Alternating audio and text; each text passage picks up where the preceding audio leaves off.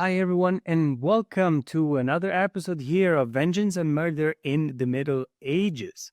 This time, our scenery will change and we will go to a different timeline. We will go to Florence, northern Italy, in Tuscany. Florence, in the time of Dante, wasn't just a crowd of art and poetry. It was also a city of bitter feuds and deep grudges. Even among nobles and intellectuals, vengeance was a way of life. Today, we explore how honor, family, and justice intertwined in this vibrant but violent city state.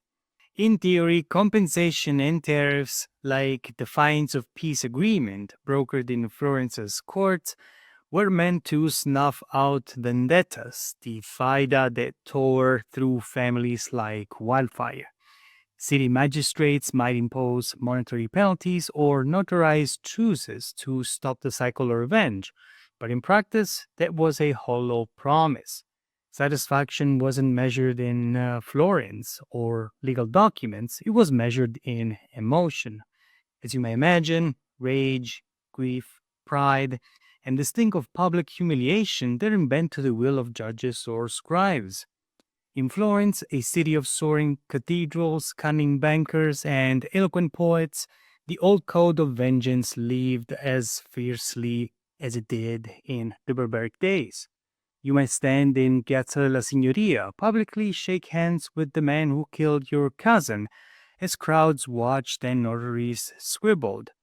Gold coins, perhaps 10 florins, enough to buy a fine horse, might change hands. Everyone would smile, lips tight, for the sake of appearances. But beneath the civility, the anger boiled, ready to explode. Sometimes it never faded, spreading across generations like a curse. This is episode 4 of our series, and let's dive into it. Vengeance remained an unavoidable option even in Florence, the cradle of Renaissance sophistication. Feuds weren't just for rural warlords, they burned through the city's narrow streets, pitting noble families against one another in a dance of blood and honor. Dante Alighieri, the poet and exile, knew this well, and in his Divine Comedy in Inferno Canto 29, as he and Virgil descended into the Malebolge, the stinking trenches of hell reserved to those who spread discord and division. They see the mutilated, those whose feuds tore apart families and cities. The air is thick with lamentations, the ground slick with blood. Dante suddenly freezes, his eyes catching a fleeting figure among the damned. I think I saw someone on my blood, he whispers to Virgil. His guide nods grimly. Yes, while you were distracted, someone looked at you and pointed you out, made a rude gesture, and vanished. That someone was Geri del Bello, Dante's kinsman, a cousin of his father. Geri has been cut down years earlier, likely in the 1280s, his blood spilled in Florence's faction-riven streets, murder, unavenged. His death was a stain on the Alighieri's name. Dante's words in the Inferno are raw. He's angry with me. That's why he made the gesture and left without speaking. He died violently, and we never took vengeance. His shame remains ours, and we share in the dishonor. This isn't just poetry, it's a personal matter, a wound laid bare. Jerry's ghost doesn't cry out for divine justice or heavenly mercy. He demands revenge, the old code of Fida that bound families to settle scores with blood. In Florence, honor was a collective burden. A murdered kinsman left a family diminished, the reputation tarnished until retribution balanced the scales. Dante, exiled in 1302 for his political entanglements as a white Guelph, carried this shame into his wanderings, far from Florence's walls. The Ghibelline Sacchetti family, long blamed for Geri's death, was a powerful clan, their influence woven into the city's turbulent politics. To leave Geri's murder unanswered was to let the Alighieri's name in disgrace. Dante's teacher, Brunetto Latini, a towering intellectual and author of Les Livres du Trésor, the title of his most famous work, is in French and it translates to the Books of the Treasure in English. Latini wrote it in French, specifically Old French, during his exile in France between the years 1261 and 1268, because he considered French the most delightful and common language for reaching a wide audience. Later, it was translated into Italian as Il Tesoro, the treasure, but the original title and text were in French.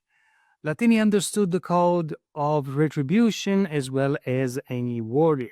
In his treatises on ethics and politics, Latini didn't condemn vengeance, he managed it, offering pragmatic advice for a city where knives gleamed in the shadows. If someone seeks vengeance against you, take it seriously, he warned. Keep weapons and armed company, both at home and when traveling. Only go out during the day and never drop your guard. Florence's streets, lined with fortified towers owned by rival families, were a battleground for feuds between Guelphs and Ghibellines, factions whose hatred fueled vendettas for decades. Latini added a chilling truth. Don't assume you're safe just because your enemy is low-born. Every man has friends who will avenge him, and never think an old grudge is forgotten. Vengeance has no expiration. A 1295 Florentine chronicle records a feud sparked by a single insult, escalating to three deaths over a decade, proving Latini's point. Grudges endured, waiting for the right moment to strike. Latini's advice was a delicate balance. Don't delay so long that people think you're weak, like Geri del Bello. Don't rush in it either. Vengeance must wait for the right moment. Just make sure it comes. This was the moral compass of Dante's world, where vengeance wasn't mere savagery, but a duty, a way to restore family honor by washing blood with blood. In Florence, feuds were so common that city statutes from the 1320s documented over 100 active vendettas in a single decade, some involving dozens of killings. The Alighieri Sacchetti feud was one thread in this tapestry, tied to the broader Guelph Ghibelline conflict that saw families like the Uberti and Donati clash with equal ferocity. Eventually, Geri del Bello was avenged, not in Dante's lifetime, but years later, after the Divine Comedy was written. Dante's nephews, his third cousins, took matters into their own hands, killing a member of the Sacchetti family. It didn't matter who exactly, only that the blood debt was paid, a life for a life. The Sacchetti, a Ghibelline powerhouse, had long been thorns in the side of Dante's Guelph family. They were one man short. Now they were even. This act, likely in the 1320s or 1330s, restored the Alighieri honor, erasing the shame Dante felt in hell's ninth circle.